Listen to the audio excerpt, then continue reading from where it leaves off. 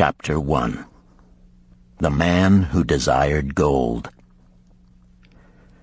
Banseer, the chariot builder of Babylon, was thoroughly discouraged.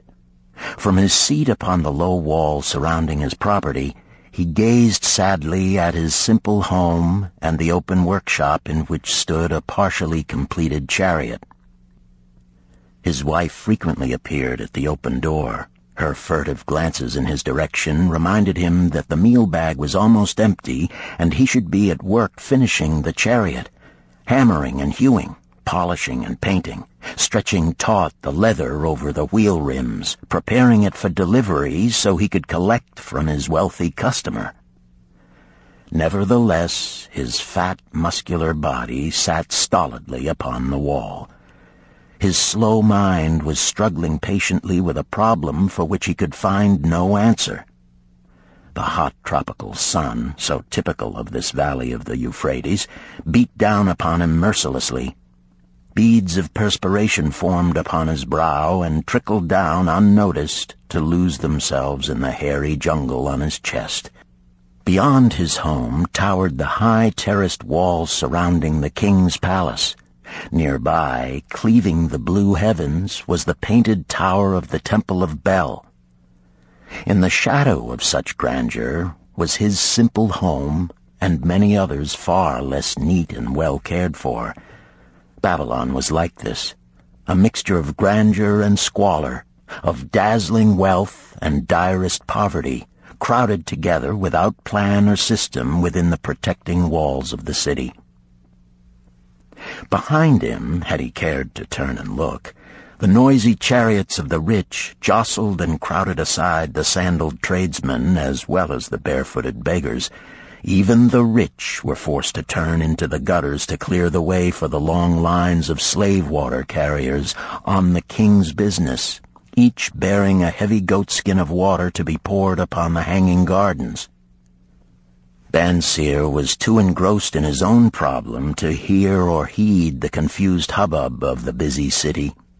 It was the unexpected twanging of the strings from a familiar lyre that aroused him from his reverie. He turned and looked into the sensitive, smiling face of his best friend, Kabai, the musician. "May the gods bless thee with great liberality, my good friend," began Kabai with an elaborate salute. "Yet it does appear they have already been so generous thou needst not to labor. I rejoice with thee in thy good fortune.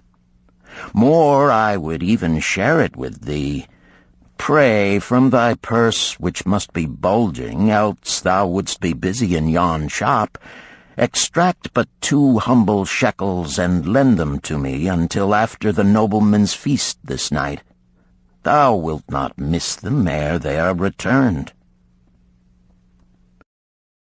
"If I did have 2 shekels," Banseer responded gloomily, "to no one could I lend them, not even to you, my best of friends, for they would be my fortune, my entire fortune. No one lends his entire fortune, not even to his best friend." "What?" exclaimed Kabai with genuine surprise. "Thou hast not 1 shekel in thy purse, yet sit like a statue upon a wall? Why not complete that chariot? How else canst thou provide for thy noble appetite? 'Tis not like thee, my friend. Where is thy endless energy? Doth something distress thee? Have the gods brought to thee troubles?" "A torment from the gods it must be," Banseer agreed. "It began with a dream, a senseless dream in which I thought I was a man of means. From my belt hung a handsome purse, heavy with coins. There were shekels which I cast with careless freedom to the beggars. There were pieces of silver with which I did buy finery for my wife and whatever I did desire for myself. There were pieces of gold which made me feel assured of the future and unafraid to spend the silver. A glorious feeling of contentment was within me. You would not have known me for thy hard-working friend, nor wouldst have known my wife, so free from wrinkles was her face and shining with happiness. She was again the smiling maiden of our early married days." "A pleasant dream indeed," commented Kabai. "But why should such pleasant feelings as it aroused turn thee into a glum statue upon the wall?" "Why, indeed? Because when I awoke and remembered how empty was my purse, a feeling of rebellion swept over me. Let us talk it over together, for, as the sailors do say, we ride in the same boat, we two. As youngsters we went together to the priests to learn wisdom. As young men we shared each other's pleasures. As grown men we have always been close friends. We have been contented subjects of our kind. We have been satisfied to work long hours and spend our earnings freely. We have earned much coin in the years that have passed, yet to know the joys that come from wealth, we must dream about them. Bah! Are we more than dumb sheep? We live in the richest city in all the world. The travelers do say none equals it in wealth. About us is much display of wealth, but of it we ourselves have not. After half a lifetime of hard labor, thou, my best of friends, hast an empty purse, and sayest to me, "May I borrow such a trifle as 2 shekels until after the nobleman's feast this night?" Then what do I reply? Do I say, "Here is my purse, its contents will I gladly share"? No, I admit that my purse is as empty as thine. What is the matter? Why cannot we acquire silver and gold, more than enough for food and robes? Consider also our sons, Bansir continued. Are they not following in the footsteps of their fathers? Need they and their families, and their sons' families, live all their lives in the midst of such treasures of gold, and yet, like us, be content to banquet upon sour goat's milk and porridge? Never in all the years of our friendship didst thou talk like this before, Bansir. Kabai was puzzled. Never in all those years did I think like this before. From early dawn until darkness stopped me, I have labored to build the finest chariots any man could make, soft-heartedly hoping some day the gods would recognize my worthy deeds and bestow upon me great prosperity. This they have never done.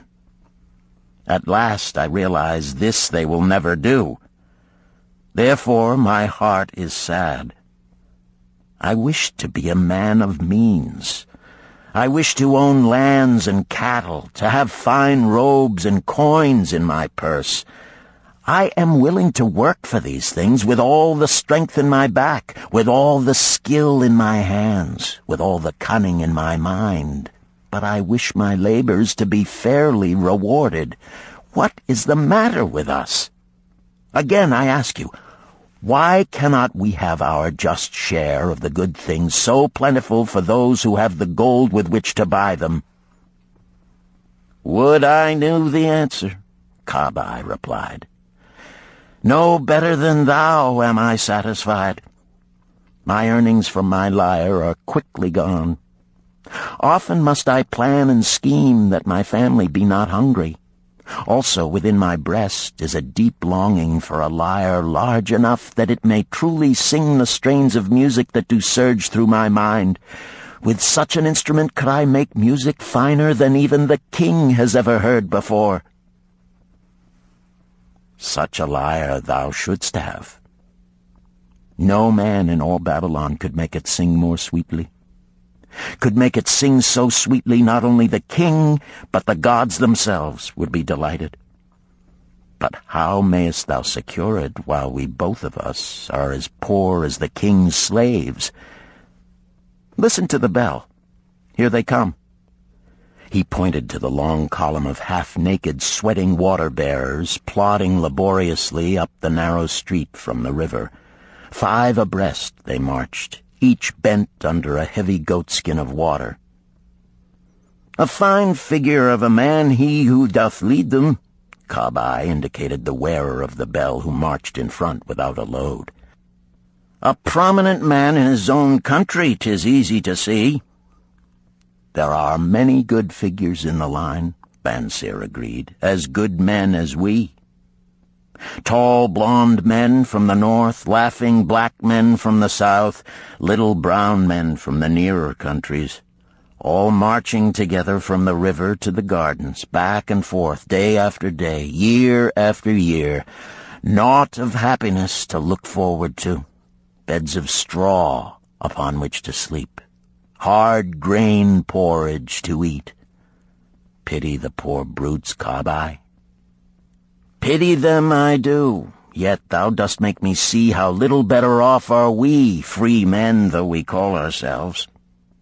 That is truth, Kabai, unpleasant thought though it may be. We do not wish to go on year after year living slavish lives, working, getting nowhere. Might we not find out how others acquire gold and do as they do? Kabai inquired. Perhaps there is some secret we might learn if we but sought from those who knew, replied Bansir thoughtfully. This very day, suggested Kabai, I did pass our old friend Arkad, riding in his golden chariot. This I will say, he did not look over my humble head as many in his station might consider his right. Instead, he did wave his hand that all onlookers might see him pay greetings and bestow his smile of friendship upon Kabai, the musician. He is claimed to be the richest man in all Babylon, Bansir mused. So rich, the king is said to seek his golden aid in affairs of the treasury, Kabai replied. So rich, Bansir interrupted, I fear if I should meet him in the darkness of the night, I should lay my hands upon his fat wallet. Nonsense, reproved Kabai. A man's wealth is not in the purse he carries. A fat purse quickly empties if there be no golden stream to refill it. Arkad has an income that constantly keeps his purse full, no matter how liberally he spends. Income, that is the thing, ejaculated Bansir. I wish an income that will keep flowing into my purse whether I sit upon the wall or travel to far lands. Arkad must know how a man can make an income for himself. Dost suppose it is something he could make clear to a mind as slow as mine? Methinks he did teach his knowledge to his son, Nomasir, Kabai responded. Did he not go to Nineveh and, so it is told at the inn, become, without aid from his father, one of the richest men in that city? Kabai, thou bringest to me a rare thought. A new light gleamed in Bansir's eyes. It costs nothing to ask wise advice from a good friend, and Arkad was always that. Never mind though our purses be as empty as the falcon's nest of a year ago. Let that not detain us. We are weary of being without gold in the midst of plenty. We wish to become men of means. Come, let us go to Arkad and ask how we also may acquire incomes for ourselves. Thou speakest with true inspiration, Bansir. Thou bringest to my mind a new understanding. Thou makest me to realize the reason why we have never found any measure of wealth. We never sought it. Thou hast labored patiently to build the staunchest chariots in Babylon. To that purpose was devoted your best endeavors. Therefore, at it thou didst succeed. I strove to become a skillful lyre player, and at it I did succeed. In those things toward which we exerted our best endeavors, we succeeded. The gods were content to let us continue thus. Now at last we see a light, bright like that from the rising sun. It biddeth us to learn more, that we may prosper more. With a new understanding, we shall find honorable ways to accomplish our desires. Let us go to Arcad this very day, Bansir urged. Also, let us ask other friends of our boyhood days who have fared no better than ourselves to join us, that they too may share in his wisdom. Thou wert ever thus thoughtful to thy friends, Bansir. Therefore hast thou many friends. It shall be as thou sayest. We go this day and take them with us.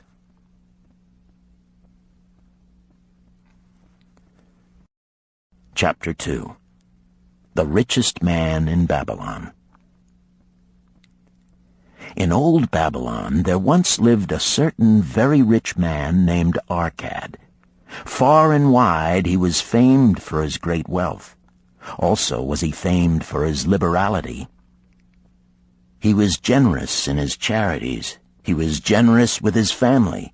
He was liberal in his own expenses. But nevertheless, each year his wealth increased more rapidly than he spent it. And there were certain friends of younger days who came to him and said, "You, Arcad, are more fortunate than we. You have become the richest man in all Babylon, while we struggle for existence. You can wear the finest garments, and you can enjoy the rarest foods, while we must be content if we can clothe our families in raiment that is presentable and feed them as best we can. Yet once we were equal. We studied under the same master. We played in the same games, and in neither the studies nor the games did you outshine us. And in the years since, you have been no more an honorable citizen than we. Nor have you worked harder or more faithfully in so far as we can judge. Why, then, should a fickle fate single you out to enjoy all the good things of life and ignore us who are equally deserving?" Thereupon Arcad remonstrated with them, saying, "If you have not acquired more than a bare existence in the years since we were youths, it is because you either have failed to learn the laws that govern the building of wealth, or else you do not observe them. Fickle fate is a vicious goddess who brings no permanent good to anyone. On the contrary, she brings ruin to almost every man upon whom she showers unearned gold. She makes wanton spenders who soon dissipate all they receive and are left beset by overwhelming appetites and desires they have not the ability to gratify. Yet others whom she favors become misers and hoard their wealth, fearing to spend what they have, knowing they do not possess the ability to replace it. They further are beset by fear of robbers and doom themselves to lives of emptiness and secret misery.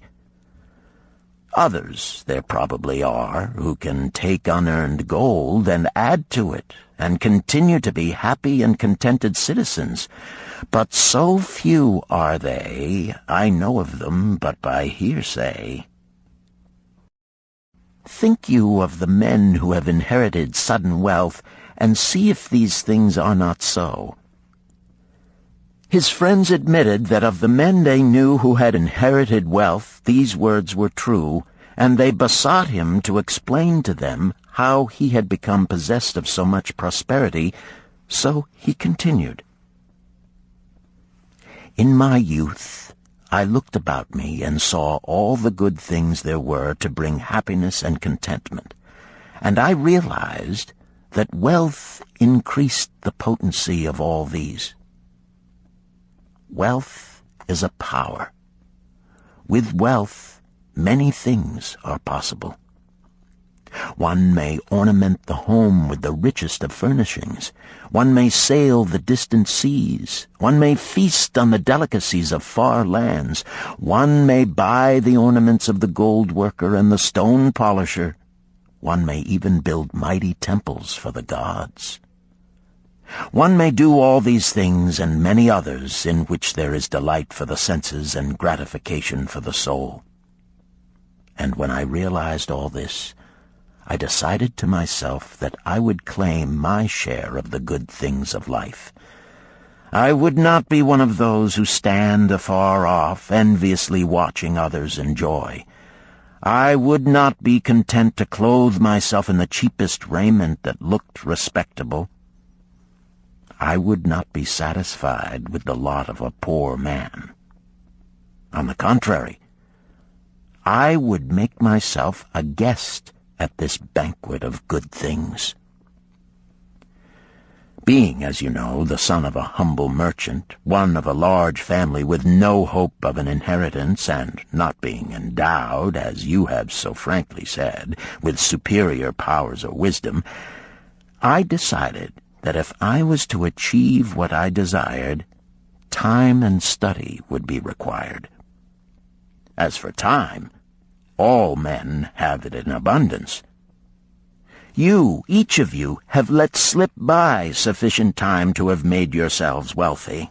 Yet you admit you have nothing to show except your good families, of which you can be justly proud. As for study, did not our wise teacher teach us that learning was of two kinds? The one kind being the things we learned and knew, and the other being the training that taught us how to find out what we did not know. Therefore did I decide to find out how one might accumulate wealth, and, when I had found out, to make this my task and do it well. For is it not wise that we should enjoy while we dwell in the brightness of the sunshine? For sorrows enough shall descend upon us when we depart for the darkness of the world of spirit. I found employment as a scribe in the hall of records, and long hours each day I labored upon the clay tablets. Week after week, and month after month I labored, yet for my earnings I had naught to show. Food and clothing and penance to the gods, and other things of which I could remember not what, absorbed all my earnings, but my determination did not leave me. And one day Algamish, the moneylender, came to the house of the city master and ordered a copy of the 9th law, and he said to me, I must have this in 2 days, and if the task is done by that time, 2 coppers will I give to thee. So I labored hard, but the law was long, and when Algamish returned, the task was unfinished. He was angry, and had I been his slave, he would have beaten me. But knowing the city master would not permit him to injure me, I was unafraid, so I said to him, Algamish, you are a very rich man. Tell me how I may also become rich, and all night I will carve upon the clay, and when the sun rises, it shall be completed. He smiled at me and replied, You are a forward knave, but we will call it a bargain. All that night I carved, though my back pained and the smell of the wick made my head ache until my eyes could hardly see. But when he returned at sunup, the tablets were complete. Now, I said, tell me what you promised. You have fulfilled your part of our bargain, my son, he said to me kindly, and I am ready to fulfill mine. I will tell you these things you wish to know, because I am becoming an old man, and an old tongue loves to wag. And when youth comes to age for advice, he receives the wisdom of years. But too often does youth think that age knows only the wisdom of days that are gone, and therefore profits not. But remember this, the sun that shines today is the sun that shone when thy father was born, and will still be shining when thy last grandchild shall pass into the darkness. The thoughts of youth, he continued, are bright lights that shine forth like the meteors that oft make brilliant the sky. But the wisdom of age is like the fixed stars that shine so unchanged that the sailor may depend upon them to steer his course. Mark you well my words. For if you do not, you will fail to grasp the truth that I will tell you, and you will think that your night's work has been in vain." Then he looked at me shrewdly from under his shaggy brows and said in a low, forceful tone, "I found the road to wealth when I decided that a part of all I earned was mine to keep. And so will you." Then he continued to look at me with a glance that I could feel pierce me, but said no more. "Is that all?" I asked. "That was sufficient to change the heart of a sheep-herder into the heart of a money-lender," he replied. "But all I earn is mine to keep, is it not?" I demanded. "Far from it," he replied. "Do you not pay the garment-maker? Do you not pay the sandal-maker? Do you not pay for the things you eat? Can you live in Babylon without spending? What have you to show for your earnings of the past month? What for the past year? Fool! You pay to everyone but yourself. Dullard! You labor for others. As well be a slave and work for what your master gives you to eat and wear. If you did keep for yourself 1/10 of all you earn, how much would you have in 10 years? My knowledge of the numbers did not forsake me, and I answered, "As much as I earn in 1 year." "You speak but half the truth," he retorted. "Every gold piece you save is a slave to work."